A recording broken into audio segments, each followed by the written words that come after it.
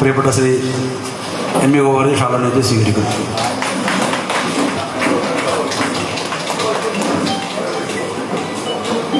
പ്രിയപ്പെട്ട Shri P K കൃഷ്ണജിക്ക് Kayamkulam നിയോജകമണ്ഡലം കമ്മിറ്റിയുടെ പേരുള്ള ഉപഹാരം സമർപ്പിക്കുന്നതിന് വേണ്ടി മണ്ഡലത്തിൻ്റെ ജനറൽ സെക്രട്ടറിമാരായ ശ്രീ ജയപ്രകാശ് ഭക്ത്, ശ്രീ അഡ്വക്കേറ്റ് കൃഷ്ണകുമാർ എന്നിവരെ ക്ഷണിക്കുന്നു.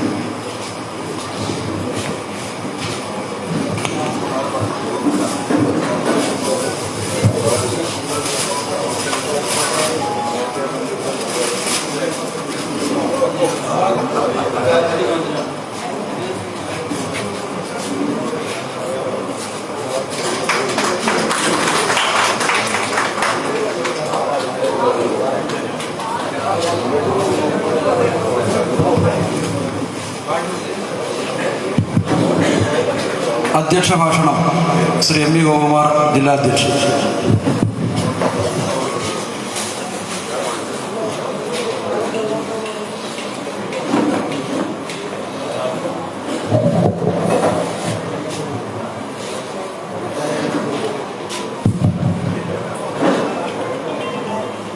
ആലപ്പുഴ ജില്ലാ കമ്മിറ്റി യോഗം ഉദ്ഘാടനം ചെയ്യാൻ വേണ്ടി ഇവിടെ എത്തിച്ചേർന്നിരിക്കുന്ന നമ്മുടെ ആരാധനായിട്ടുള്ള പാർട്ടിയുടെ ദേശീയ നിർവാഹക സമിതി അംഗം പി കെ കൃഷ്ണജി, ഭാരതീയ ജനതാ പാർട്ടിയുടെ സംസ്ഥാന സംഘടനാ ജനറൽ സെക്രട്ടറി ഗണേഷ് ജി, നമ്മുടെ പ്രഭാരിയും പാർട്ടിയുടെ സംസ്ഥാന സെക്രട്ടറിയുമായിട്ടുള്ള പ്രിയപ്പെട്ട കരമന ജയൻചേട്ടൻ, നമ്മുടെ ജില്ലയുടെ സഹപ്രഭാരിയും പാർട്ടിയുടെ സംസ്ഥാന സെക്രട്ടറിയുമായിട്ടുള്ള അഡ്വക്കേറ്റ് പന്തളം പ്രതാപൻജി, പാർട്ടിയുടെ ദേശീയ കൗൺസിൽ അംഗം പ്രിയപ്പെട്ട വെള്ളിയാകുളം പരമേശ്വരൻ ചേട്ടൻ, നമ്മുടെ ദക്ഷിണ മേഖല അധ്യക്ഷൻ പ്രിയപ്പെട്ട സോമൻജി, മേഖല ഉപാധ്യക്ഷൻ പ്രിയപ്പെട്ട ഡി അശ്വിനി അവറുകൾ, മേഖലാ സെക്രട്ടറി ബി കൃഷ്ണകുമാർജി, പാർട്ടിയുടെ ജില്ലാ ജനറൽ സെക്രട്ടറിമാരായിട്ടുള്ള വിമൽ രവീന്ദ്രൻ, എൽ പി ജയചന്ദ്രൻ, കർഷക മോർച്ചയുടെ സംസ്ഥാന ഉപാധ്യക്ഷൻ എം വി രാമേന്ദ്രൻജി, പാർട്ടിയുടെ ജില്ലാ ഉപാധ്യക്ഷൻ വേദിയിലുള്ള പി കെ വാസവൻജി, സമാരാധരായിട്ടുള്ള പാർട്ടിയുടെ ജില്ലാ ഭാരവാഹികൾ, സംസ്ഥാന കമ്മിറ്റി അംഗങ്ങൾ, സംസ്ഥാന കൗൺസിൽ അംഗങ്ങൾ, പാർട്ടിയുടെ മണ്ഡലം പ്രസിഡന്റുമാർ, ജനറൽ സെക്രട്ടറിമാർ, ജില്ലാ കമ്മിറ്റി അംഗങ്ങൾ, മോർച്ചയുടെ സംസ്ഥാന കമ്മിറ്റി അംഗങ്ങൾ, മോർച്ച ജില്ലാ പ്രസിഡന്റുമാർ, ജനറൽ സെക്രട്ടറിമാർ, പാർട്ടിയുടെ ജില്ലാ കമ്മിറ്റി അംഗങ്ങൾ, പാർലമെന്ററി പാർട്ടി ലീഡർമാർ, പ്രിയപ്പെട്ട സഹപ്രവർത്തകരെ, വിനീതമായ നമസ്കാരം. വളരെ രാഷ്ട്രീയ പ്രാധാന്യമുള്ള ഒരു കാലഘട്ടത്തിലാണ് നമ്മുടെ ഈ സമ്പൂർണ്ണ ജില്ലാ കമ്മിറ്റി യോഗം കൂടുന്നത്. സംസ്ഥാന സമിതിയുടെ തീരുമാനങ്ങളനുസരിച്ച് രാഷ്ട്രീയപരമായിട്ടുള്ള ഒരു വലിയ പോർമുഖം, ഒരു വലിയ പോരാട്ടം നമ്മുടെ പാർട്ടി നിശ്ചയിച്ചിട്ടുണ്ട്. അതിൻ്റെ ശക്തമായിട്ടുള്ള നടത്തിപ്പിന് വേണ്ടി നിരന്തരമായിട്ടുള്ള ഒരു പ്രവർത്തനത്തിലാണ് നമ്മളൊക്കെ. ആ പ്രവർത്തനത്തെ ശക്തമായി മുന്നോട്ട് കൊണ്ടുപോകുക എന്ന ഒരു പരമപ്രധാനമായ ലക്ഷ്യവുമായിട്ടാണ് നമ്മുടെ ജില്ലാ കമ്മിറ്റികളും നമ്മുടെ തുടർ പ്രവർത്തനങ്ങളും നടന്നുകൊണ്ടിരിക്കുന്നത്.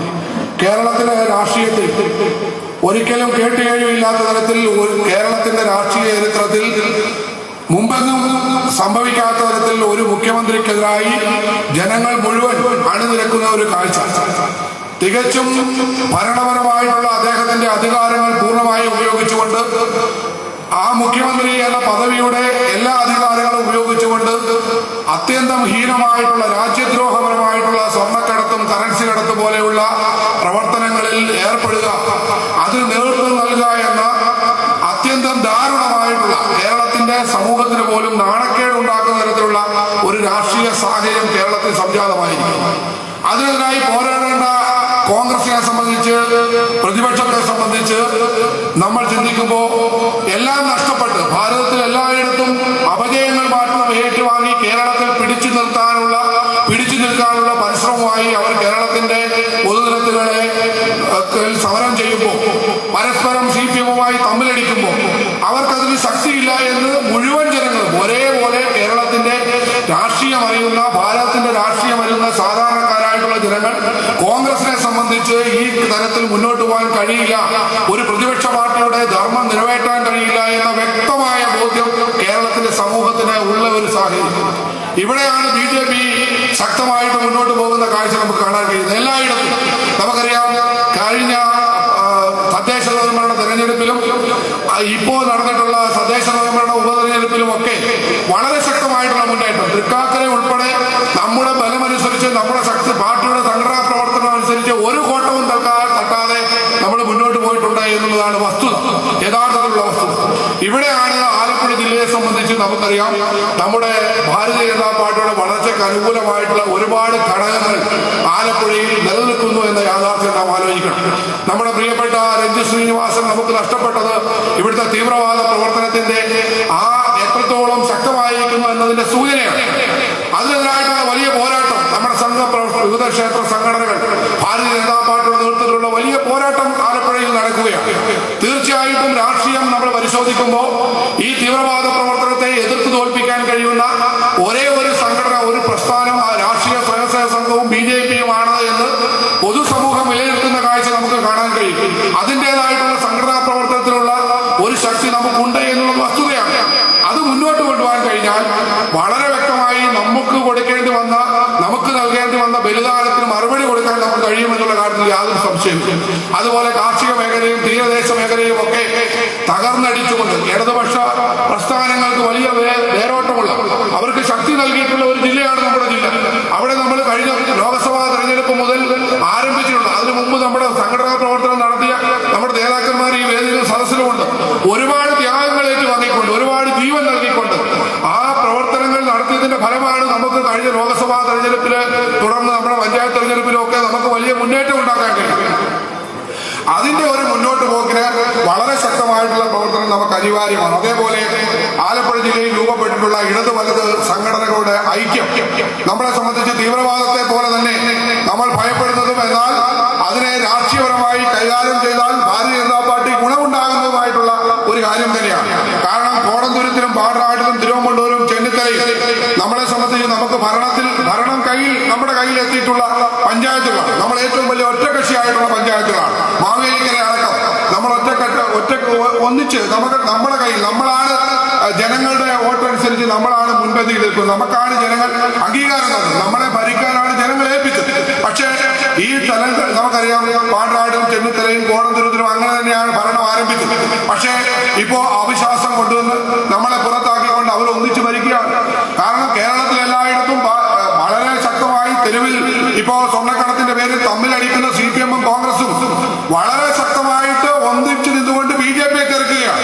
BJP അധികാരത്തിൽ നിന്ന് മാറ്റി നിർത്തുക എന്ന പരമപ്രധാനമായിട്ടുള്ള ഒരു ലക്ഷ്യം നടപ്പിലാക്കാനാണ് അവർ ഈ ഒത്തൊരുമ നടത്തുന്നത്. തീർച്ചയായിട്ടും അതിനെതിരായിട്ടുള്ള ഒരു പോരാട്ടം അത് BJPക്ക് ഗുണം ചെയ്യുമെന്നുള്ള കാര്യത്തിൽ യാതൊരു സംശയമില്ല. നമ്മുടെ കേരളത്തിലെ മറ്റു ജില്ലകളെ അപേക്ഷിച്ച് നോക്കുമ്പോൾ ഇത്രത്തോളം പരസ്യമായി CPM-ഉം കോൺഗ്രസും ഒന്നിച്ചു നിൽക്കുന്ന, അല്ലെങ്കിൽ ഒരു മടിയുമില്ലാതെ മുന്നണിയായി രൂപീകരിക്കപ്പെട്ട തിരുവമ്പള്ളൂരിൽ രൂപീകരിച്ചു കഴിഞ്ഞു, ചെന്നിത്തലയിൽ രൂപീകരിച്ചു കഴിഞ്ഞു, കോടന്തൂരത്തിൽ ഇന്ന് രൂപീകരിക്കാൻ വേണ്ടി പോകുന്നു. ഇപ്പൊ പഞ്ചായത്ത് പ്രസിഡന്റ് തെരഞ്ഞെടുപ്പാണ്. വരാൻ പോകുന്ന ദിവസങ്ങളിൽ പാട്രാട്ടിൽ അത് സംഭവിക്കാൻ വേണ്ടി പോകുന്നത്. അതിനെല്ലാം അണിയറ ഒരുക്കങ്ങൾ പൂർത്തിയാക്കി CPM-ന്റെ നേതാക്കന്മാരും കോൺഗ്രസിന്റെ സംസ്ഥാന CPM മന്ത്രിമാരും ഒക്കെ ചർച്ച നടത്തിക്കൊണ്ടാണ് ആ തീരുമാനം എടുത്തിട്ടുള്ളത്. തീർച്ചയായും അത് രാഷ്ട്രീയപരമായി ഭാരതീയ ജനതാ പാർട്ടിയുടെ മുന്നേറ്റത്തിൽ തന്നെയാണ്. നമുക്ക് യാതൊരു ഭയവും ആവശ്യമില്ല. നമ്മുടെ മുന്നേറ്റത്തിനുള്ള ഒരു പ്രധാനപ്പെട്ട നാഴികക്കല്ലാണ് ആലപ്പുഴ ജില്ലയിലെ CPM കോൺഗ്രസ് അവിശുദ്ധ ബാന്ധവം.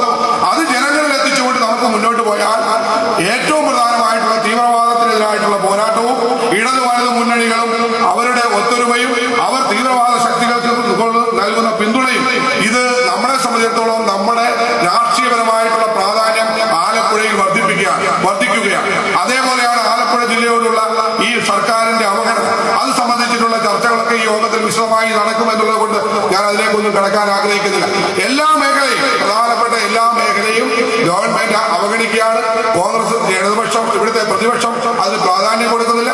അങ്ങനെ ഗൗരവപരമായിട്ടുള്ള ഒരു രാഷ്ട്രീയ കാലഘട്ടത്തിലൂടെ കടന്നു പോകുന്ന നമ്മളെ സംബന്ധിച്ച് നമ്മുടെ മുന്നിലുള്ള വലിയ വെല്ലുവിളികളെ നേരിട്ടുകൊണ്ട് നമ്മൾ മുന്നോട്ട് പോയാൽ നമുക്ക് പൂർണ്ണമായും ആലപ്പുഴ ജില്ലയുടെ ആധിപത്യം അത് BJPയിലേക്ക് എത്തിച്ചേരുവാൻ പറ്റുന്ന സാഹചര്യം അധികം താമസിക്കാതെ ഉണ്ടാകുമെന്നുള്ള കാര്യത്തിൽ യാതൊരു സംശയമില്ല.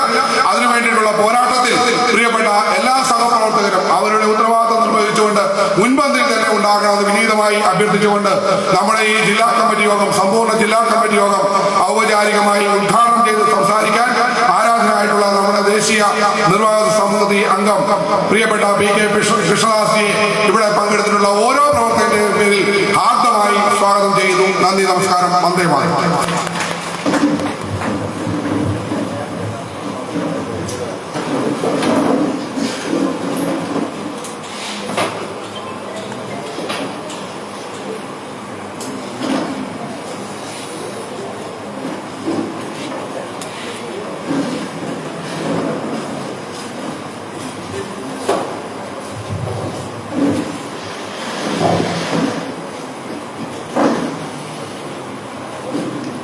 ആദരണീയനായ യോഗത്തിൻ്റെ അധ്യക്ഷനും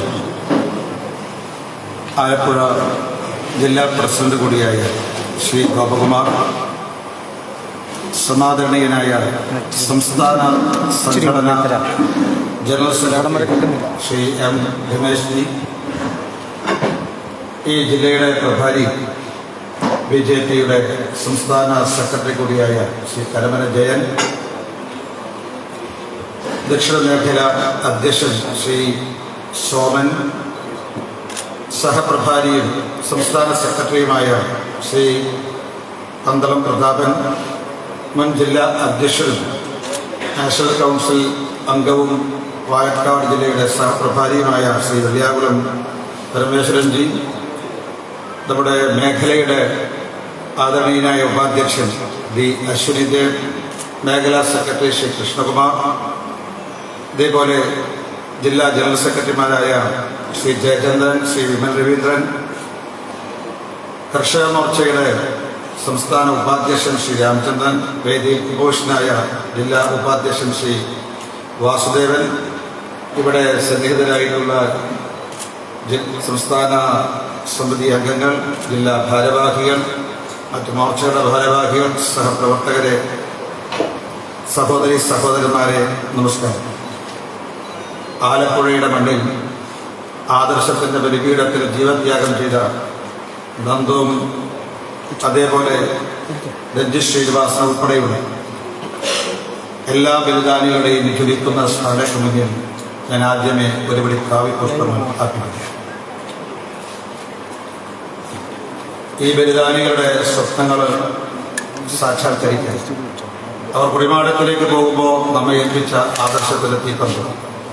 അത് ലക്ഷ്യത്തിൽ എത്തിക്കാൻ ഈ നിമിഷത്തിൽ നമുക്ക് പ്രതിജ്ഞ പുതുക്കാവുന്നതാണ്. പ്രിയമുള്ളവരെ, നേരത്തെ സൂചിപ്പിച്ചതുപോലെ വളരെ സവിശേഷമായ രാഷ്ട്രീയ സാഹചര്യം സംസ്ഥാനത്ത് നിലനിൽക്കുന്ന സമയത്താണ് ആലപ്പുഴ ജില്ലാ കമ്മിറ്റിയുടെ സമ്പൂർണ്ണ യോഗം ഈ കായംകുളത്ത് നടക്കുന്നത്. കേരളത്തിൽ ഏറ്റവും ഒടുവിൽ ഉരുത്തിരിഞ്ഞു വന്നിട്ടുള്ള രാഷ്ട്രീയ ധ്രുവീകരണം എന്താണ് എന്നതിനെ സംബന്ധിച്ച് വളരെ പ്രധാന ചുമതല വഹിക്കുന്ന സഹപ്രവർത്തകരുടെ മുന്നിൽ വളരെ ദീർഘമായി അവതരിപ്പിക്കണം എന്ന് ഞാൻ ആഗ്രഹിക്കുന്നില്ല. പക്ഷെ ഒരു കാര്യം വ്യക്തമാണ്, ഭാരതീയ ജനതാ പാർട്ടി ഇത്രയും കാലം ഉയർത്തിപ്പിടിച്ച രാഷ്ട്രീയം അത് ശരിയാണ്, സത്യസന്ധമാണ്, അടിസ്ഥാനപരമാണ് എന്ന് കേരളത്തിലെ മലയാളി സമൂഹം അനുഭവത്തിന്റെ അടിസ്ഥാനത്തിൽ ഇപ്പോൾ തുറന്ന് സമ്മതിക്കുന്നു. അതുകൊണ്ട് കേരളത്തിൽ ജനങ്ങളെ സംബന്ധിച്ച് BJP, കോൺഗ്രസ്, CPM അല്ലെങ്കിൽ NDA, LDF, UDF ഇവർ തമ്മിലുള്ള മൗലികമായ വ്യത്യാസം എന്താണ്, വ്യത്യസ്തത എന്താണ് എന്ന് അനുഭവത്തിന്റെ അടിസ്ഥാനത്തിൽ മലയാളി സമൂഹത്തിന് ബോധ്യപ്പെട്ട് വേണ്ടിയിരിക്കുന്നതാണ് കേരളത്തിലുണ്ടായ ഏറ്റവും വലിയ പ്രധാനപ്പെട്ട രാഷ്ട്രീയം. ഇനി വലിയ ആളുകളെക്കുറിച്ച്, ഈ മൂന്ന് മുന്നണികളെക്കുറിച്ച് ഇനി കൂടുതലൊന്നും പറയാനില്ല. ഈ മൂന്ന് മുന്നണികളുടെയും തനിമ, സ്വത്വം എല്ലാം തന്നെ അനുഭവിച്ചറിഞ്ഞ കേരള ജനത BJP ഉയർത്തിപ്പിടിക്കുന്ന രാഷ്ട്രീയമാണ് സത്യസന്ധമായിട്ടുള്ളത്, അടിസ്ഥാനപരമായിട്ടുള്ളത് എന്ന് അവർക്ക് ബോധ്യപ്പെട്ടുകൊണ്ടിരിക്കുകയും ഇതൊരു പുതിയ രാഷ്ട്രീയ ധ്രുവീകരണം. ഇപ്പൊ രാഷ്ട്രീയ ധ്രുവീകരണം എന്ന് പറയുമ്പോൾ ജനമനസ്സുകളിൽ ഒരു പുതിയൊരു മാറ്റം ഉണ്ടാകുന്നു, ഒരു ധ്രുവീകരണം ഉണ്ടാകുന്നു. അത് ഭാരതീയ ജനതാ പാർട്ടി മുറുകെ പിടിക്കുന്ന രാഷ്ട്രീയത്തിന് അനുകൂലമാണ് എന്ന് അടിവരയിട്ടുകൊണ്ട് നിസ്സംശയം പറയാൻ സാധിക്കും.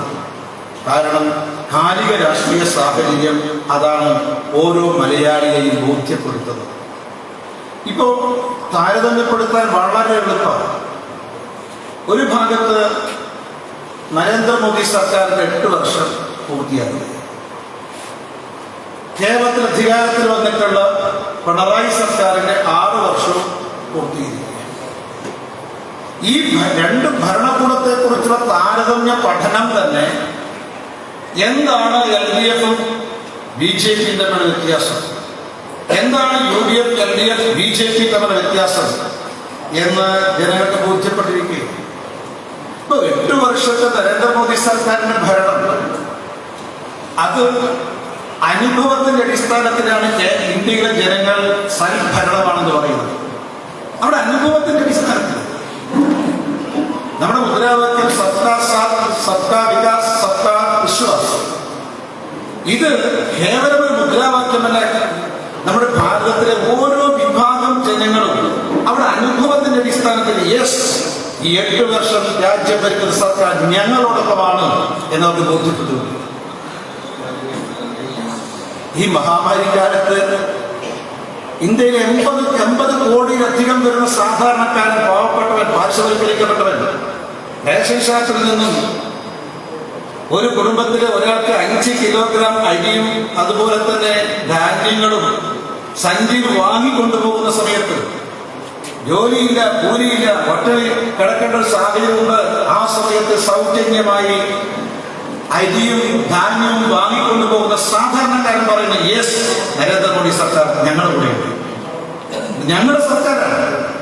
സർക്കാർ സാത്ത് എന്ന മുദ്രാവാക്യം അനുഭവത്തിന്റെ അടിസ്ഥാനത്തിലാണ് ഭാരതത്തിലെ ജനങ്ങൾക്ക് ബോധ്യപ്പെട്ടത്. 80 കോടിയിലധികം ആളുകൾ നാം 2,30,000 കോടി രൂപ ചെലവഴിച്ചു എന്നതല്ല അനുഭവത്തിന്റെ അടിസ്ഥാനത്തിൽ ബോധ്യപ്പെടുന്നു. ഇതുപോലെ തന്നെ 3.5 കോടി വീടുകൾ ലഭിച്ചിട്ടുള്ള പാവപ്പെട്ടവർ, പാർശ്വവൽക്കരിക്കപ്പെട്ടവർ അവർ പറയുന്നു മോഡി സർക്കാർ എന്റെ സർക്കാരാണ്, ഞങ്ങളുടെ കൂടെയുണ്ട്. ആ വീടുകളിലൊക്കെ വെള്ളം ലഭിച്ചിട്ടുള്ള, വെളിച്ചം ലഭിച്ചിട്ടുള്ള കുടുംബങ്ങൾ പറയുന്നു ഈ സർക്കാർ ഞങ്ങളുടെ കൂടെയാണ്. ഏതാണ്ട് 43 കോടി ജനങ്ങൾക്ക് ജൻധൻ അക്കൗണ്ട് ലഭിച്ചിട്ടുള്ള 43 കോടി ജനങ്ങൾ പറയുന്നത് ഞങ്ങളുടെ സർക്കാരാണ്, ഈ സർക്കാർ ഞങ്ങളുടെ കൂടെയാണ്. ഏതാണ്ട് 11.5 കോടി രൂപ കിസാൻ സമ്മാൻ പദ്ധതിയിലൂടെ 6,000 രൂപ ലഭിച്ചിട്ടുള്ള കുടുംബങ്ങൾ, 11.5 കോടി കുടുംബങ്ങൾ പറയുന്നു ഞങ്ങളുടെ സർക്കാരാണ്, ഇത് ഞങ്ങളോടൊപ്പം നിൽക്കുന്ന സർക്കാരാണ്. 9 കോടിയോളം അമ്മമാര്, വീട്ടമ്മമാര് സൗജന്യ പാചകവാതക കണക്ഷൻ ഉജ്ജ്വൽ യോജനയിലൂടെ ലഭിച്ചിട്ടുള്ള അവർ പറയുന്നു യെസ്, ഈ ഗവൺമെന്റ് ഞങ്ങളുടെ കൂടെ. ഏതാണ്ട് മഹാമാരിയുടെ കാലത്ത് ഏതാണ്ട് 3,000 രൂപ, ഏതാണ്ട് 2,000 രൂപ ലഭിച്ചിട്ടുണ്ട്, 1,500 രൂപ ലഭിച്ചിട്ടുണ്ട്. ജൻധൻ അക്കൗണ്ട് ഉടമകൾ പറയുന്നു ഈ മഹാമാരിയുടെ കാലത്ത് അവർ ഉറക്കെ പറയുന്നു ഈ നരേന്ദ്രമോദി സർക്കാർ ഞങ്ങളുടെ കൂടെയാണെന്ന്. ഇങ്ങനെ നോക്കൂ, നിങ്ങൾ എല്ലാ പദ്ധതികളും പരിപാടികളും അനുഭവിച്ചറിയുന്ന ഇന്ത്യയിലെ ജനങ്ങൾ പറയുന്നു നരേന്ദ്രമോദി സർക്കാർ ഞങ്ങളുടെ സർക്കാരാണ്.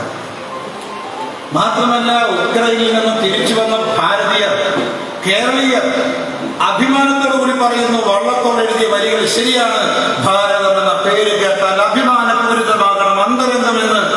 ഉക്രൈനിൽ നിന്ന് യുദ്ധമുഖത്ത് നിന്ന് നരേന്ദ്രമോദി സർക്കാർ രക്ഷപ്പെടുത്തി ഭാരതത്തിലും കേരളത്തിലും എത്തിച്ചവർ നമ്മോട് പറഞ്ഞിട്ടുണ്ട് യെസ്, ഭാരതം എന്ന് പറയുമ്പോൾ ഞാൻ അഭിമാനം കൊള്ളുകയാണ്. ആഗോള രംഗത്ത് ഭാരതത്തിന്റെ ശബ്ദം ശ്രമിക്കാൻ ലോകരാഷ്ട്രങ്ങൾ തയ്യാറാകുന്നു, എല്ലാവരും ആദരിക്കുന്നു, ആരാധിക്കുന്നു. നരേന്ദ്രമോദി എന്ന ഭരണാധികാരിയെ ലോകരാഷ്ട്രങ്ങൾ 2 കൈയിൽ തന്നെ സ്വീകരിക്കുന്നു. ആ നരേന്ദ്രമോദിയെ 2 കൈയിൽ നിന്ന് ലോകരാഷ്ട്രങ്ങൾ സ്വീകരിക്കുന്നു എന്ന് പറയുന്നത് ഇന്ത്യയിലെ 140 കോടി ജനങ്ങൾക്ക് ലഭിച്ചിട്ടുള്ള ആഗോള തലത്തിൽ ലഭിച്ചിട്ടുള്ള അംഗീകാരം.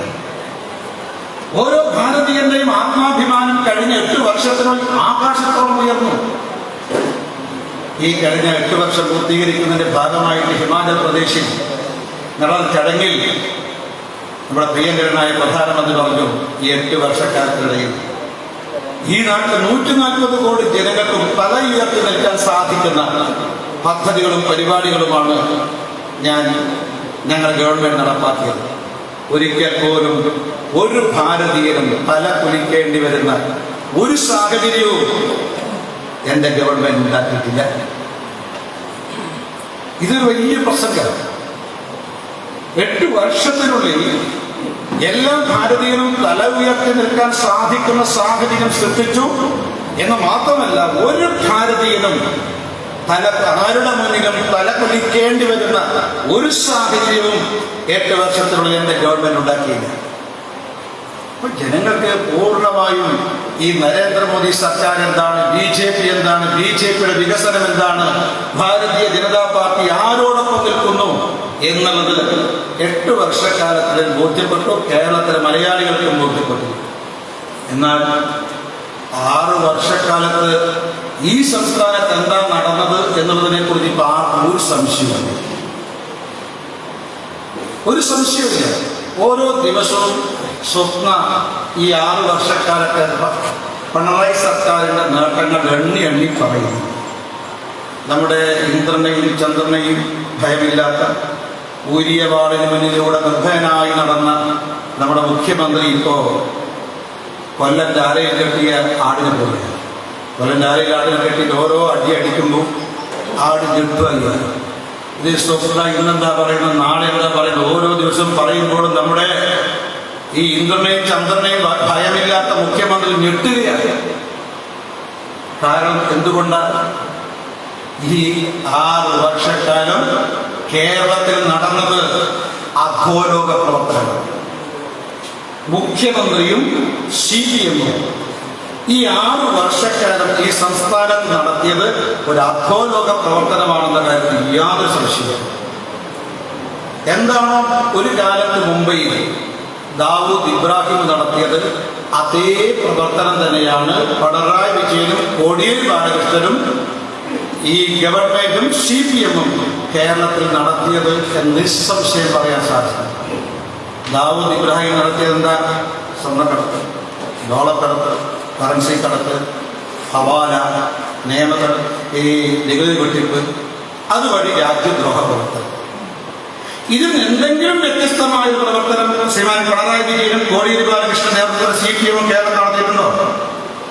ഇവിടെ നടന്ന 6 വർഷക്കാലം 1 സ്വർണ്ണക്കടത്ത്, 2 കറൻസി കടത്ത്, 3 ഡോളർ കടത്ത്, 2 ഹവാല, മറ്റൊന്ന് നികുതി വെട്ടിപ്പ്. ഇതിന്റെ കൂടെ രാജ്യദ്രോഹ പ്രവർത്തനവും. ഇതേ ഗവൺമെന്റും ഭരണകൂടവും ഭരണകൂടത്തിന് നേതൃത്വം കൊടുക്കുന്ന ഭരണകക്ഷിയും ഈ സംസ്ഥാനത്ത് നടത്തിയിരിക്കുന്നു. അപ്പൊ ജനങ്ങൾക്ക് പകൽ പോലെ വ്യക്തമാവുകയാണ്, മാർക്സിസ്റ്റ് പാർട്ടിയും LDF ഗവൺമെന്റും പൂർണ്ണമായും നഗ്നമായിരിക്കുന്നു. ഇനിയൊന്നും മറച്ചു വെക്കാനൊന്നുമില്ല, ഇനിയൊന്നും മറച്ചു വെക്കാനില്ല. അതുകൊണ്ട് വ്യത്യാസം എന്താണെന്ന് ജനങ്ങൾക്ക് അനുഭവത്തിന്റെ അടിസ്ഥാനത്തിൽ ബോധ്യപ്പെട്ടിരിക്കുകയാണ്. ഇപ്പൊ കടത്തിൽ ഒന്നുകൂടി വന്നിട്ടുണ്ടെന്ന് പത്രത്തിൽ വായിച്ചപ്പോൾ മനുഷ്യക്കടത്തും കൂടി വന്നിട്ടുണ്ട്. 150 മനുഷ്യക്കടത്ത് നടത്തിയെന്നാണ് പറയുന്നത്. ഇപ്പം അതിനെക്കുറിച്ച് അന്വേഷിച്ച് ചോദിക്കുക. സ്വർണ്ണക്കടത്തും ഹവാല കടത്തും കറൻസി കടത്തും ഡോളർ കടത്തും ഫണ്ട് കടത്തും മാത്രമല്ല, കേരളത്തിൽ മനുഷ്യക്കടത്തും ഉണ്ടായിട്ടുണ്ട്. പുതിയ ആരോപണം ഉയർന്നുകൊണ്ടിരിക്കും. ഇതിലിപ്പോ മാർക്സിസ്റ്റ് പാർട്ടിയും LDF ഗവൺമെന്റും രക്ഷപ്പെടാൻ വലിയ പരിശ്രമം നടത്തുകയാണ്. പക്ഷെ ആരും ഇവരുടെ വാദമുഖങ്ങൾ വിശ്വസിക്കുന്നില്ല. ഇപ്പൊ ആകെ ഇപ്പം മുഖ്യമന്ത്രി രക്ഷപ്പെടാൻ വേണ്ടി ശ്രമിക്കുന്നത് എങ്ങനെയാണെന്നറിയോ? എന്താ രക്ഷപ്പെടാൻ ശ്രമിക്കുന്നത്? ഒന്ന്, ഈ ഒരു കേസിലെ പ്രതി പറഞ്ഞത് മുഖവിലക്കെടുത്തുകൊണ്ട് എന്നോട് എങ്ങനെയാണ് രാജിവെക്കാൻ BJP ആവശ്യപ്പെടുന്നത്, പ്രതിപക്ഷങ്ങൾ ആവശ്യപ്പെടുന്നതെന്നാണ്. സത്യത്തില് സ്വപ്ന സുരേഷ് ആരോപണം ഉന്നയിക്കുകയാണ്. സ്വപ്ന സുരേഷ് ചില കാര്യങ്ങൾ വെളിപ്പെടുത്തുകയാണ്.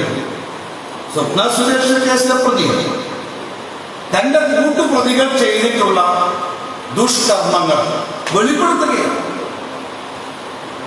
സ്വപ്ന സുരേഷ് ആരോപണങ്ങൾ ഉന്നയിക്കുകയാണ്. രാഷ്ട്രീയ പാർട്ടിയുടെ ആരോപണം ഉന്നയിക്കും. സ്വപ്ന സുരേഷ് ആരോപണം ഉന്നയിക്കുകയാണ് ചെയ്തത്. തന്നോടൊപ്പം രാജ്യദ്രോഹ പ്രവർത്തനം, സ്വർണ്ണക്കടത്ത്, ഹവാലക്കടത്ത്, കറൻസി കടത്ത് ഇതെല്ലാം ചെയ്ത കൂട്ടുപ്രതികൾ അവർ ചെയ്ത പ്രവർത്തനങ്ങൾ പരസ്യമായി വെളിപ്പെടുത്തി. അതേപോലെ തന്നെ 164 പ്രകാരം മജിസ്ട്രേറ്റിന്റെ മുന്നിൽ രഹസ്യമൊഴി കൊടുത്തു. ഇവർ പറയുന്നത്, മുഖ്യമന്ത്രി ചോദിക്കുന്നു, കോടിയേരി ബാലകൃഷ്ണൻ ചോദിക്കുന്നത്, സ്വപ്ന പറയുന്നത് എങ്ങനെയാ നിങ്ങൾ വിശ്വസിക്കുക? നമുക്ക് തിരിച്ച് അങ്ങോട്ട് ചോദിക്കാതെ സ്വപ്ന പറഞ്ഞതെന്തിന് അവിശ്വസിക്കണം? സ്വപ്ന പറഞ്ഞതെന്ന് അവിശ്വസിക്കണം. കാരണം സ്വപ്നയോട് എന്താണോ മുഖ്യമന്ത്രിയുടെ ദൂതന്മാർ പറഞ്ഞത് അതെല്ലാം ശരിയായി വന്നിരിക്കുകയാണ്. സ്വപ്ന വെളിപ്പെടുത്തിയതൊക്കെ ശരിയാണെന്ന് ബോധ്യപ്പെട്ടുകൊണ്ടിരിക്കുകയാണ്. ഇപ്പൊ സ്വപ്ന 164 പ്രകാരം മൊഴി കൊടുക്കും. ഇവിടെ വക്കീൽമാര് ഇവിടെ ഉണ്ടല്ലോ അല്ലേ? 164 പ്രകാരം ഒരാൾ മൊഴി കൊടുത്താൽ അതാണ് ഇവിടെ വക്കീൽമാർ മുന്നിലിരിക്കുന്നുണ്ട് ധാരാളം. അപ്പൊ അതിനെങ്ങനെയാണ് നേരിടേണ്ടത്? അത് കളവാണെങ്കിൽ, വ്യാജമാണെങ്കിൽ, അപകീർത്തിപ്പെടുത്തുന്നതാണെങ്കിൽ, മാനഹാനി ഉണ്ടാക്കുന്നതാണെങ്കിൽ ആ നിയമപരമായിട്ട് മുഖ്യമന്ത്രി കോടതിയെ സമീപിക്കാൻ, അതാണ് മാർഗം.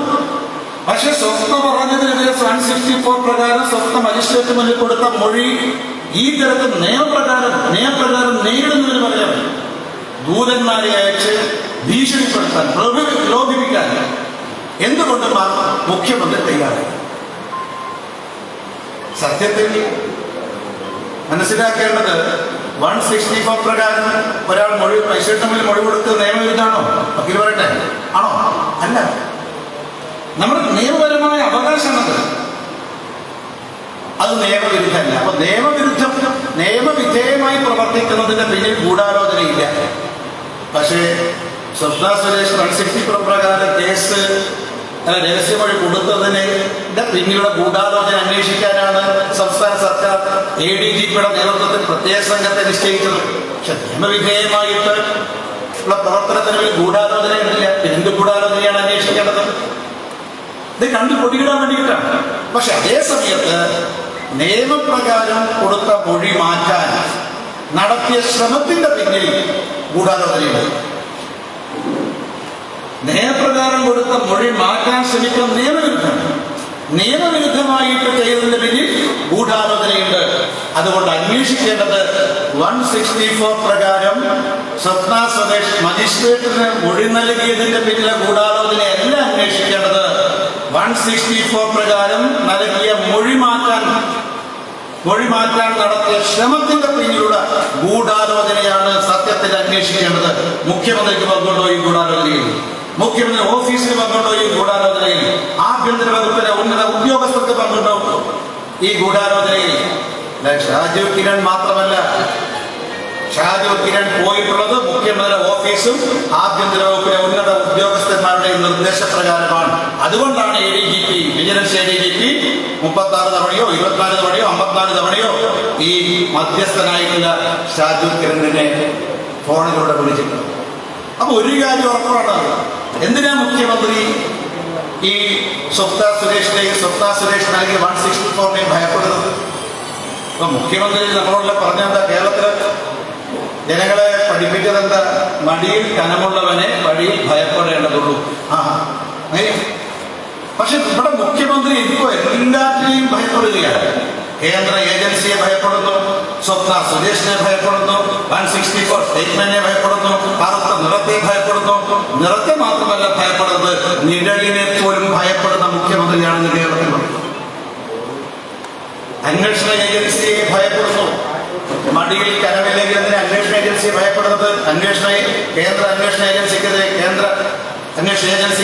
ജുഡീഷ്യൽ കമ്മീഷൻ, അത് ക്രൈംബ്രാഞ്ച് അന്വേഷണം. എന്തിനാ കേന്ദ്ര അന്വേഷണ ഏജൻസിയെ കൂച്ചുവിലങ്ങിടുന്നത്? ഇതേപോലെ തന്നെ സ്വപ്ന സുരേഷിന്റെ 164 മൊഴി ആർക്കും അറിയില്ല. അറിയുന്നവരാര?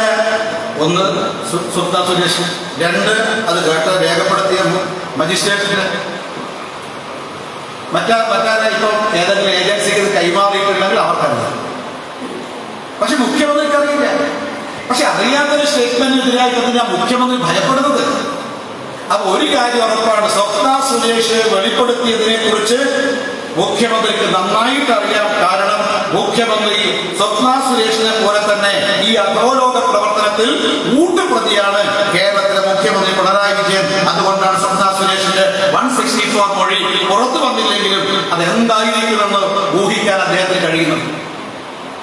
അപ്പോൾ ഇനി അദ്ദേഹത്തിന് രക്ഷപ്പെടാൻ വേണ്ടി കഴിയില്ല. അദ്ദേഹം രക്ഷപ്പെടാൻ വേണ്ടി കഴിയും. ലോകത്ത് നിങ്ങൾ നോക്കൂ, നിറങ്ങളെ നിരോധിച്ച ഒരൊറ്റ ഭരണാധികാരി ലോകത്തിൽ ആർക്കെങ്കിലും പറയാൻ പറ്റും?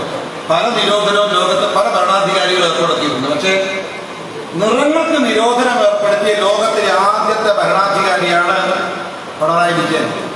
നിറത്തെ പോലും മാത്രമല്ല, നിഴലിനെ പോലും ഭയപ്പെടുകയാണ് പിണറായി വിജയൻ. ഇന്ന് ലോക കേരള സഭയിൽ പോലും ഇന്നലെ ഉദ്ഘാടന ചടങ്ങിൽ അദ്ദേഹം അസുഖം കാരണമാണെന്ന് പറയുന്നു. മാറി നിൽക്കാൻ തയ്യാറായി.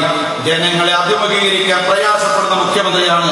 ഉറപ്പിച്ചു പറയുന്നത്, ഒരുപക്ഷെ EMS നമ്പൂതിരിപ്പാടിനെ പോലെ, AR ബാലകൃഷ്ണൻ നായനാരെ പോലെ മുൻ CPM മുഖ്യമന്ത്രിമാർക്ക് സംഭവിച്ചതുപോലെ തന്നെ പിണറായി വിജയന്റെ മുഖ്യമന്ത്രി സ്ഥാനവും അൽപായുസായി മാറുമോ എന്ന് സംശയം നിലനിൽക്കുകയാണ്.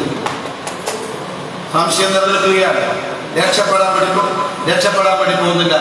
ഇപ്പോ ജനങ്ങൾക്ക് തോന്നി തുടങ്ങിയിരിക്കുന്നു, ഈ കിറ്റിന് ആറ്റം ബോംബിന്റെ നശീകരണ ശക്തിയുണ്ടോ എന്ന് ഇപ്പോ ജനങ്ങൾക്ക് ബോധ്യപ്പെട്ടുകൊണ്ടിരിക്കുക.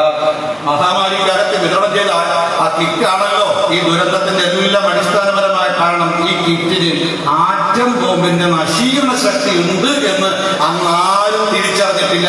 ഇപ്പം തിരിച്ചറിഞ്ഞിരിക്കുന്നു. അതാണ് തൃക്കാക്കരയിലെ ജനങ്ങൾ നൽകിയ തിരിച്ചടി. നിറഞ്ഞു നിൽക്കുന്നുണ്ട്. ഞാൻ സൂചിപ്പിച്ചത്, ഈ ഗവൺമെന്റ് എങ്ങോട്ടാണ് പോകുന്നത് എന്നതിനെ കുറിച്ച് വളരെ വ്യക്തമായി എല്ലാവർക്കും ബോധ്യപ്പെട്ട് കഴിഞ്ഞിരിക്കുകയാണ്. മാർക്സിസ്റ്റ് പാർട്ടിയുടെ എല്ലാ വാദമുഖങ്ങളും ദുർബലമായിരിക്കുകയാണ്. ഇപ്പൊ നാം കടമെടുത്ത് ചോദിക്കുകയാണ്, ഈ സ്വപ്ന സുരേഷിനെ വിശ്വസിക്കാൻ പറ്റില്ല. എന്നാ പിന്നെ എല്ലാവരും ചോദിക്കുന്നത്, മുഖ്യമന്ത്രി ചോദിക്കുന്ന ചോദ്യം എന്താ? സരിതയെ വിശ്വസിക്കാമെങ്കിൽ സ്വപ്നയെ 100 തവണ വിശ്വസിക്കും. സരിതയെ വിശ്വസിച്ചാണല്ലോ നമ്മുടെ അന്നത്തെ മുഖ്യമന്ത്രി ഉമ്മൻചാണ്ടിയോട് ഉൾപ്പെടുന്ന രാജിവെക്കാൻ പറ്റുന്നത്. എന്നാൽ അതേ ചോദ്യം ഇപ്പൊ ജനങ്ങൾ മുഖ്യമന്ത്രി പിണറായി വിജയനോട് പറയുക, ഈ സ്വപ്ന പറഞ്ഞതിന്റെ അടിസ്ഥാനത്തിൽ ഉൾപ്പുണ്ടെങ്കിൽ നിങ്ങൾ രാജിവെക്കണം. ഇത് കേരളത്തിൽ മുഴുവൻ ജനങ്ങളും പറയുക. പണ്ട് ബോഫേഴ്സ് കുംഭകോണം വന്നപ്പോ ഇന്ത്യയിൽ ആകമാന മുദ്രാവാക്യം ഉയർന്നു വന്നിരുന്നു. തെരുവുകളിൽ നിന്ന് ഓരോരാൾ ചോദിക്കുന്നു, നമ്മുടെ പ്രധാനമന്ത്രി കള്ളനാണെന്ന്. സത്യത്തിൽ കേരളത്തിൽ തെരുവോരങ്ങളിൽ ഓരോ തെരുവീതികളിലുമുള്ള സാധാരണക്കാരൻ പറഞ്ഞ യെസ്, കുറ്റവാളിയാണ് ഈ മുഖ്യമന്ത്രി. അവിടെ മുഖ്യമന്ത്രി രാജി എന്നത് പ്രതിപക്ഷ പാർട്ടി BJP ഉൾപ്പെടെ പ്രതിപക്ഷ പാർട്ടികളുടെ മാത്രം ആവശ്യമല്ല, കേരളത്തിലെ ജനങ്ങളുടെ പൊതുവികാരമായിട്ട് മാറിക്കൊണ്ടിരിക്കുകയാണ്. അതുകൊണ്ട് ഒരു കാര്യം സൂചിപ്പിക്കാനുള്ളത്, ഇപ്പോ ഈ അധികാര തുടർച്ച എവിടെയൊക്കെയാണോ മാർക്സിസ്റ്റ് പാർട്ടിക്ക് ലഭിച്ചത്, അവിടെയാണ് ആ പാർട്ടിയുടെ അന്ത്യഭൂതാശാകർമ്മം നടന്നത്. 34 വർഷം ബംഗാൾ ഭരിച്ചു, അധികാര തുടർച്ച. ഇനി അടുത്ത തെരഞ്ഞെടുപ്പിൽ ബംഗാളിൽ എന്ത് നടക്കുമെന്ന് ഒരു കാര്യം പറയാൻ സാധിക്കും. എന്താ, ആര് അധികാരത്തിൽ വരും? ഒന്നുകിൽ BJP വരും, അല്ലെങ്കിൽ തൃണമൂൽ കോൺഗ്രസ് വരും. എന്നാൽ ഒരു കാര്യം ഉറപ്പിച്ചു പറയാൻ പറ്റുന്നത് എന്താ, അവിടുത്തെ ഒരു മണ്ഡലത്തിൽ പോലും CPM കെട്ടിവെച്ച കാശ് കിട്ടില്ല. അത് ഉറപ്പിച്ചു പറയും. ത്രിപുരയിൽ 98% പ്രാദേശിക തെരഞ്ഞെടുപ്പിൽ 98% സീറ്റും BJP വിജയിച്ചു. ഇനി ത്രിപുരയിലും ഒരു തിരിച്ചുവരവ് അസാധ്യം. രാഷ്ട്രീയ പാർട്ടികൾക്ക് തിരിച്ചടിയും തിരിച്ചുവരവും സ്വാഭാവികം. ഒരു തെരഞ്ഞെടുപ്പിൽ തിരിച്ചടി ഉണ്ടായ അടുത്ത തെരഞ്ഞെടുപ്പ് തിരിച്ചു വരും. പക്ഷേ പ്രിയമുള്ളവരെ, മാർക്സിസ്റ്റ് പാർട്ടിക്ക് അതുപോലെ കോൺഗ്രസിനും ഉണ്ടായ തിരിച്ചടികൾ ഒരു തിരിച്ചുവരവ് അസാധ്യമാകുന്ന രീതി. അതുകൊണ്ട് ഒരിടത്തും തിരിച്ചു വരാൻ കൂടി പോകുന്നില്ല. അതുകൊണ്ട് കേരളത്തില് CPM-ഉം ബംഗാളിലും ത്രിപുരയിലും അവർക്ക് നേരിട്ട അതേ തിരിച്ചടി കേരളത്തിലും അവർ ഏറ്റുവാങ്ങാൻ വേണ്ടി പോവുകയാണ്. ഇവിടെയാണ് നമ്മുടെ കേരളയിലെ CMD അജിത് കുമാറിന്റെ ഒരു പ്രസ്താവന മിനിഞ്ഞാന്ന് പറഞ്ഞിട്ടുണ്ട്. എന്താറിയോ, ആകെ 25,000 കല്ല് അടയാളക്കല്ലാണ് ഓർഡർ കൊടുത്തത്. അത് 7,000 വാങ്ങിയിട്ടുള്ളൂ. അതിൽ 4,000 അങ്ങനെ സ്ഥാപിച്ചിട്ടുള്ളൂ. അതെല്ലാം എഴുതി മാറ്റുകയും ചെയ്തു. പക്ഷെ ഞങ്ങൾ 20,000-ത്തിലധികം ഓർഡർ കൊടുത്തിട്ടുണ്ട്. അതൊക്കെ ഞങ്ങൾ വാങ്ങുന്നത്. അതെ, ആ കല്ലവിടെ തന്നെ വെച്ചോ. ഈ അടയാള കല്ലായിരിക്കും മാർക്സിസ്റ്റ് പാർട്ടിയുടെ ശവക്കല്ലറ ഈ കേരളയിൽ വരാൻ വേണ്ടി പോകുന്നില്ല എന്ന് വളരെ വ്യക്തമായിട്ട് പറയാൻ ആഗ്രഹിക്കുകയാണ്. ഒരു കാരണവശാലും ഈ കേരളം നടപ്പാക്കാൻ വേണ്ടി പോകുന്നില്ല എന്ന കാര്യം വളരെ വ്യക്തമാണ്. പക്ഷെ കല്ലവിടെ സൂക്ഷിച്ചോ, ഈ പാർട്ടിയുടെ ചവക്കാരുടെ പണിയാണ് കേരളത്തിലെ ജനങ്ങൾ അടുത്ത നിയമസഭാ തെരഞ്ഞെടുപ്പും പ്രാദേശിക തെരഞ്ഞെടുപ്പും ലോക്സഭാ തെരഞ്ഞെടുപ്പും വിനിയോഗിക്കുമെന്ന കാര്യം ഞാൻ സംശയിച്ചു. പിന്നെ മറ്റൊന്ന് ജനങ്ങൾക്ക് ബോധ്യപ്പെട്ടിരിക്കുന്നുണ്ട്. നിങ്ങൾ നോക്കൂ, ഇവിടെ കേന്ദ്ര ഏജൻസികൾ CPM-ന് പിന്നാലെ, ഇതേപോലെ കേന്ദ്ര ഏജൻസികൾ കോൺഗ്രസ് നേതാക്കന്മാരുടെയും പിന്നാലെയാണ്, രാഹുൽ ഗാന്ധിയുടെ പിന്നാലെയാണ്, സോണിയാഗാന്ധിയുടെ പിന്നാലെയാണ്, ചിദംബരത്തിന്റെ പിന്നാലെയാണ്. എല്ലാ കോൺഗ്രസ് ഭരണ നേതാക്കന്മാരുടെയും പിന്നാലെ കേന്ദ്ര ഏജൻസി നടത്തുക, ചോദ്യം ചെയ്യുക, ജ്വലിപ്പിക്കുകയാണ്. ചോദ്യം ചെയ്യുന്നു, മണിക്കൂറോളം ചോദ്യം ചെയ്യുന്നു. എന്താ കോൺഗ്രസ് നേതാക്കന്മാരും CPM നേതാക്കന്മാരും തമ്മിൽ വ്യത്യാസം എന്താ? ഇവിടെ കള്ളക്കടത്താണ് കോൺഗ്രസ് ചെയ്യുന്നത്, കള്ളപ്പണമാണ് കൈകാര്യം ചെയ്യുന്നത്. കള്ളക്കടത്തും കള്ളപ്പണവും എല്ലാം ഒന്ന് തന്നെ. ഇവർ രണ്ടുപേർക്കുമെതിരായിട്ടുള്ള കേന്ദ്ര ഏജൻസി, അന്വേഷണ ഏജൻസികൾ ഈ രണ്ടുപേർക്കുമെതിരെ അന്വേഷണം നടത്തുകയാണ്. ഒരാൾ കള്ളക്കടത്ത് നടത്തുന്നു, മറ്റൊരാൾ കള്ളപ്പണം ഇടപാടുകൾ നടത്തുന്നു. കോൺഗ്രസിനെ സംബന്ധിച്ച് ഇന്ന് രാഹുൽ ഗാന്ധി ഏത് നിമിഷമാണ് രാഹുൽ ഗാന്ധി അറസ്റ്റ് ചെയ്യാൻ പോകുന്നത് എന്നതിനെ കുറിച്ചാണ് ഇപ്പോൾ മാധ്യമങ്ങൾ ചർച്ച ചെയ്യുന്നത്. ഒരു കാര്യം ഉറപ്പാണ്, ഉപ്പ് തിന്നുന്നവർ വെള്ളം കുടിക്കേണ്ടി വരും. നരേന്ദ്രമോദി സർക്കാർ രാജ്യത്ത് അധികാരത്തിലുള്ളിടത്തോളം കാലം ഉപ്പ് തിന്നുന്നവരെല്ലാവരെയും വെള്ളം കുടിപ്പിക്കുമെന്ന കാര്യം സംശയിച്ചു. ഏത് രീതിയിലുള്ള പ്രതിഷേധവും പ്രതിരോധം വന്നാലും നിയമത്തിന്റെ മാർഗത്തിലൂടെ അത് മുന്നോട്ട് പോകും എന്ന കാര്യം സംശയിക്കും. പക്ഷേ നാം ഓർക്കണം, ജനങ്ങൾക്ക് ബോധ്യപ്പെട്ട് കഴിഞ്ഞിരിക്കുകയാണ്. അപ്പോൾ മാർച്ച് എന്തുകൊണ്ട് ഈ കള്ളക്കടത്തും ഈ കള്ളക്കടത്ത്, അതുപോലെ തന്നെ സ്വർണ്ണക്കടത്ത്, ഡോളർ കടത്ത്, ഹവാല, ഇതെല്ലാം രാജ്യദ്രോഹ പ്രവർത്തനം, ഇതെല്ലാം തന്നെ മാർക്സിസ്റ്റ് ഭരണത്തിന് കീഴിൽ കേരളത്തിൽ നടത്തുന്നു. അതിന് കാരണം അവർ നടത്തുന്നത് അധോലോക പ്രവർത്തനമായതുകൊണ്ടാണ്. കോൺഗ്രസ് ഇക്കാലം അത്രയും കേരളത്തിലും കേന്ദ്രത്തിലും നടത്തിയത് അധമ പ്രവർത്തനമാണ്. അഡൽസ് ഓൺലി ആയിരുന്നു ഉമ്മൻചാണ്ടിയുടെ ഭരണകാലത്ത്. മാത്രമല്ല അവർ നടത്തിയത് ഒരു അധമ പ്രവർത്തനമാണ്. ഈ അധോലോകവും അധമ പ്രവർത്തനവും രണ്ടും ഒരു നാണയത്തിന്റെ രണ്ട് വശം. ഇവിടെയാണ് BJP രാഷ്ട്രീയത്തിന്റെ പ്രസക്തി എന്ന് പറയുന്നത്. ഈ അധോലോക പ്രവർത്തനവും അധമ പ്രവർത്തനവും നടത്തുന്ന മാർക്സിസ്റ്റ് കോൺഗ്രസ് പാർട്ടികളെയും അവരുടെ മുന്നണികളെയും ജനങ്ങൾ തിരിച്ചറിഞ്ഞുകൊണ്ടിരിക്കുന്നു. ഈ അധോലോക പ്രവർത്തനം നടത്തുന്നിടത്ത്, അധമ പ്രവർത്തനം നടക്കുന്നിടത്ത് അധമ രാഷ്ട്രീയവും അധോലോക രാഷ്ട്രീയവും കൈകാര്യം ചെയ്യുമ്പോൾ അവിടെ ക്ഷേമം ഉണ്ടാകില്ല, രാജ്യ വികസനം ഉണ്ടാകില്ല, രാഷ്ട്ര വികസനം ഉണ്ടാകില്ല, ജനങ്ങൾക്ക് അഭിമാനത്തോടുകൂടി ജീവിക്കാൻ സാധിക്കില്ല അധോലോക അധമ രാഷ്ട്രീയം കൈകാര്യം ചെയ്യുന്നിടത്ത്. എന്തുകൊണ്ട് ഭാരതീയ ജനതാ പാർട്ടിയുടെ 8 വർഷത്തെ കേന്ദ്ര ഭരണത്തിന്റെ കീഴിൽ ജനങ്ങൾക്ക് അഭിമാനം തോന്നുന്നു? അവർ തലകുലിക്കേണ്ടി വരാത്തത് എന്തുകൊണ്ടാണ്? തല നിവർന്നു നിൽക്കുന്നത് എന്തുകൊണ്ടാണ്? BJP കൈകാര്യം ചെയ്യുന്നത് ആദർശ രാഷ്ട്രീയമാണ്. ആദർശ രാഷ്ട്രീയത്തിന്റെ ആധാരത്തിൽ അധികാരം കൈയാളുന്ന സമയത്ത് അവിടെ വികസനം ഉണ്ടാകും, അവിടെ ക്ഷേമ പ്രവർത്തനം ഉണ്ടാകും, രാജ്യത്തെ ആത്മാഭിമാനം ആകാശത്തോളം ഉയരും, അവിടെ എല്ലാ നന്മകളും ഉണ്ടാകും. ആദർശ രാഷ്ട്രീയവും അധോലോക രാഷ്ട്രീയവും തമ്മിലുള്ള വ്യത്യസ്തതമാണ് നാം ഈ കണ്ടത്. അതുകൊണ്ടാണ് ഞാൻ സൂചിപ്പിച്ചത് 60 കൊല്ലത്തെ കോൺഗ്രസ് ഭരണം, 6 കൊല്ലക്കാലത്തെ കേരളത്തിലെ LDF ഭരണം, 8 വർഷക്കാലത്തെ നരേന്ദ്രമോദി സർക്കാരിന്റെ ഭരണം. ഇത് താരതമ്യപ്പെടുത്തേണ്ടത് 60 വർഷക്കാലത്തെ കോൺഗ്രസ്, 6 വർഷക്കാലത്തെ പിണറായി സർക്കാരിന്റെ ഭരണം. ഇത് അധോലോക രാഷ്ട്രീയത്തിന്റെ ആധാരത്തിലുള്ള ഭരണമാണ്. നരേന്ദ്രമോദി സർക്കാരിന്റെ ഭരണം ആദർശ രാഷ്ട്രീയത്തിന്റെ ആധാരത്തിലുള്ള ഭരണമാണ്. ഈ വ്യത്യസ്തതയാണ് ഇന്ത്യയിലെ മുഴുവൻ ജനങ്ങൾക്കും ബോധ്യപ്പെട്ട് കഴിഞ്ഞിരിക്കുന്നു. ഈ വ്യത്യസ്തതയാണ് ഇപ്പൊ കേരളത്തിലെ ജനങ്ങൾക്കും ബോധ്യപ്പെട്ടുകൊണ്ടിരിക്കുന്നത് എന്ന കാര്യത്തിൽ വേറെ സംശയമാണ്. ഈ അധോലോക രാഷ്ട്രീയക്കാർക്ക് ഏത് അവസരത്തിലും ആദർശ രാഷ്ട്രീയത്തിനെതിരെ ഒന്നിക്കാൻ സാധിക്കും, അത് പ്രയാസമാണ്. അതുകൊണ്ടാണ് ഇപ്പൊ നേരത്തെ ഗോപൻ സൂചിപ്പിച്ചു, ആലപ്പുഴയിൽ CPM കോൺഗ്രസും തമ്മിലുള്ള അവിഹിത രാഷ്ട്രീയം. ഇവിടെ ഈ ആലപ്പുഴയിൽ മാത്രമല്ല, CPM കോൺഗ്രസും തമ്മിലുള്ള അവിശുദ്ധ രാഷ്ട്രീയം അഖിലേന്ത്യാ തലത്തിലും ഇത് തന്നെ നിലനിൽക്കുകയാണ്. സത്യത്തിൽ തോന്നാറുണ്ട്, ഈ മാർക്സിസ്റ്റ് പാർട്ടിയുടെ അഖിലേന്ത്യാ സെക്രട്ടറി സ്ഥാനത്ത് സീതാറാം യെച്ചൂരിയേക്കാൾ ഇരിക്കാൻ അർഹത ഒന്നുകിൽ രാഹുൽ ഗാന്ധിക്കോ അല്ലെങ്കിൽ സ്റ്റാലിനോ. നമ്മൾ ചിന്തിച്ചു നോക്കും, സീതാറാം യെച്ചൂരിക്ക് തന്റെ പാർട്ടിക്ക് തൻ്റെതായ പാർട്ടിയുടെ ശക്തിയിലൂടെ എത്ര ലോകസഭാ മെമ്പറെയാണ് വിജയിപ്പിക്കാൻ സാധിച്ചത്? ഒരേ ഒരാൾ, നിങ്ങൾ ആലപ്പുഴയിലെ ആരിഫ്. എന്നാൽ മാർക്സിസ്റ്റ് പാർട്ടിക്ക് 2 MP സംഭാവന ചെയ്തത് ആരാണ്?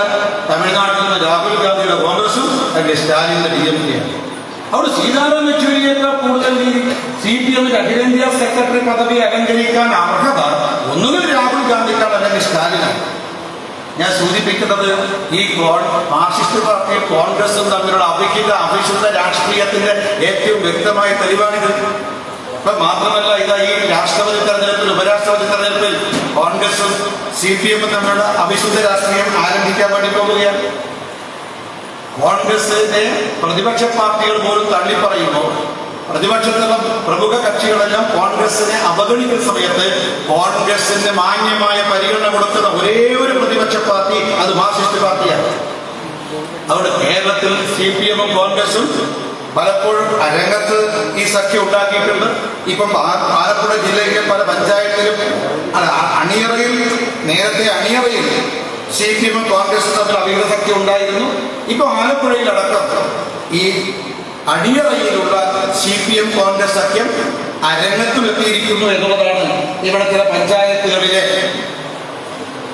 അധ്യക്ഷ പദവിയിൽ സ്വീകരിച്ച നിലപാട് നമ്മൾ വ്യക്തമാക്കണം, മനസ്സിലാക്കണം.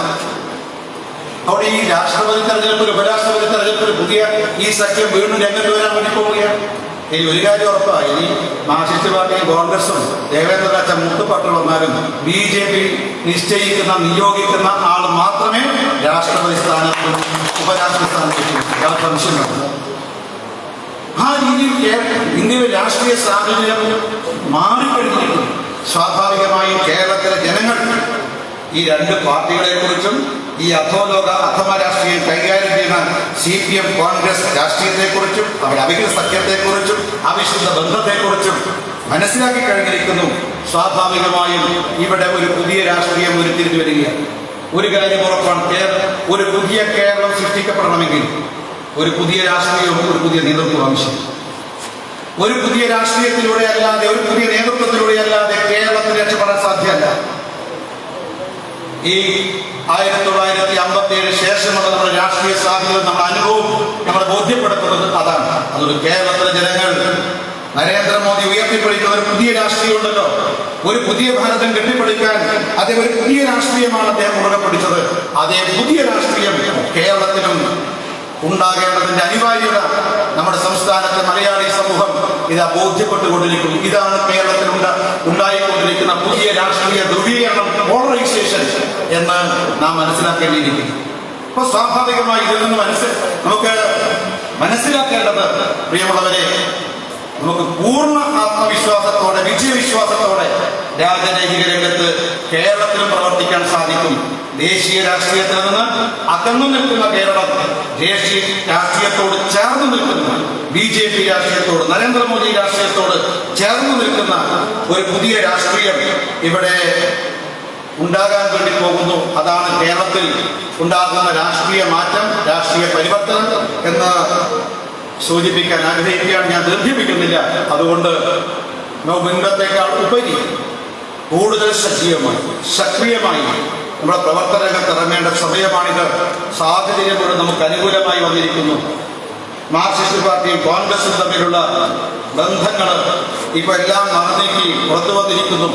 ഇപ്പൊ കേരളത്തെ കുറിച്ച് പറയുന്നത്, ഈ ഇന്ത്യയിലെ എല്ലാ സംസ്ഥാനത്തും ഭരണപക്ഷവും പ്രതിപക്ഷവും 2 ധ്രുവത്തിലാണ്.